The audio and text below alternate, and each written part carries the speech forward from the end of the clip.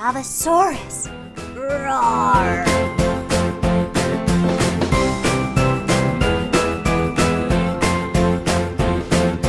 Punching Tree. Chapter 1. The punching tree grew in the middle of a cornfield, but it didn't want to give the children that were under its shade anything good. It wanted to give them punches right in their face. Right in their dang snotty little kid faces. Those kids had it coming, though. They were terrible, terrible children. Their parents had left them at the orphanage in the local park and wanted them to become adults, independent and able. To pick their own corn, far away from their own house. Which was in Monsanto, Florida, which was a new town created by Monsanto Corporation for the express purpose of growing new hybrids of corn. The children worked overtime to ravage the field of the corn and get rid of all that dang corn so that everyone everywhere could have good quality Monsanto brand corn.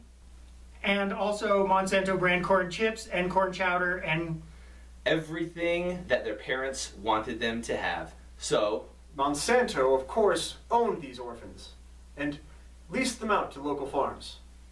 Which employed giving trees, but unfortunately Monsanto was too poor for giving tree because they were stingy, and so they had a punching tree instead. It was a mean Mike Tyson, Vander Holyfield type punching tree.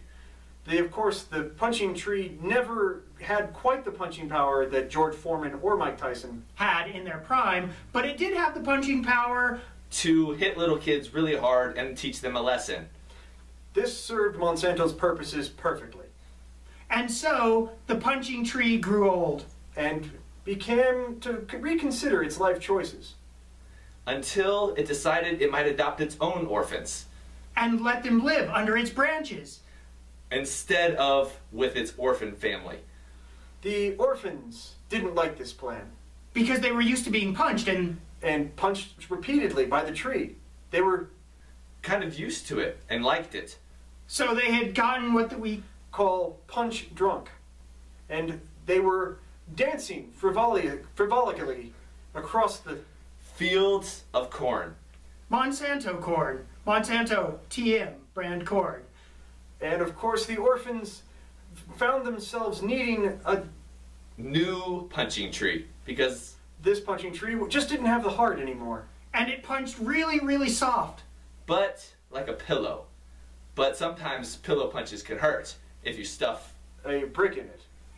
Then the punch will leave you rocked to your socks. Rocked to your bare bones 1987 sort of jam socks. Which is really kind of a terrible thing to taunt orphans with. Because if they knew that they could actually have socks on their feet while running through the cornfields, then they wouldn't accept the punches the same way that their friends had. And they wouldn't accept Monsanto's tyranny over their lives. So they decided to come out against Monsanto and rebel, create a revolution. A uprising, if you will. An uprising of the punching. They would choose to march in the streets with the trees, who would then punch Monsanto's CEOs, CFOs, and all and vice presidents in the face, and even the secretary, even the poor janitor guy named Billy who works in accounting for some reason, even though he is smarter than all the CEOs and CFOs.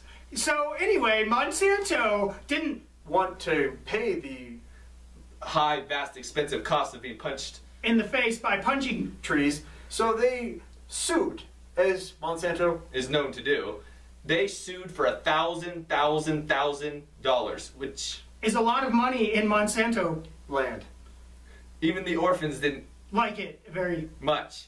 They didn't have money, so they couldn't take the suing. So they took the fruit off of their own punching trees and buried it in the yard, hoping to raise tiny punching baby. And money, hopefully. Because when you grow Monsanto trees, punching trees will produce you a profit. Because you can put them on paper bags and even paper, plastic, signs that go all across the world via the internet, where Monsanto is a force to be reckoned with. And so Monsanto started a Twitter feed. where they started their own punching. Tree, feed, and vine, which is kind of hilarious when you think about it. Because it's a vine. Punching vine, to be specific. Punching vine was The only thought that anyone had in America because it was the coolest. that even orphans Would be able to have their own Punching vine. of ludicrous grapes and apples and all sorts of fruits that none of the orphans would eat, so they knew That they would be, ever loved by the people of the internet. because the, people of the internet love punching trees, and also punching. vines. Because they're so short and digestible. And then Monsanto lived happily ever after. With the Hawaiian Punch guy. The The end.